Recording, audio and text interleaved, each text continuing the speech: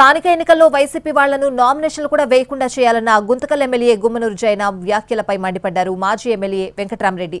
ఆయన బెదిరింపులకు భయపడేది లేదని, వైసీపీ కార్యకర్తల జోలికొస్తే ఎలా బుద్ధి చెప్పాలో తమకు తెలుసన్నారు. జయరాం చరిత్ర ఏంటో, ఆయన ఎలా పైకొచ్చారో ప్రజలందరికీ తెలుసని అన్నారు. ఈ స్థానిక సంస్థల ఎన్నికల వరకు కూడా వాళ్ళకి టైం ఇస్తాం. బుద్ధి మార్చుకొని మా పార్టీలోకి వచ్చి మా పార్టీ తీర్థం తెచ్చుకొని మా ఆశీర్వాదం పొందితే కానీ, లేదా రేపు స్థానిక సంస్థల ఎన్నికల్లో తల ఊపితే మాత్రము తోక కత్తిరించి సున్నమంటించి మన లోకేష్ బాబు రెడ్డి బుక్ క్లోజ్ చేశాడమా కానీ రేపు స్థానిక సంస్థల ఎన్నికలు అయిన తర్వాత రెడ్ బుక్ నేను ఓపెన్ చేశానని చెప్పింది కాంగ్రెస్ పార్టీకి అనుకుంటా ఉన్నావు. రాజకీయాలు మాకేం కొత్త కాదు. ఇటువంటి వాటిని ఎన్నో చూసినాం.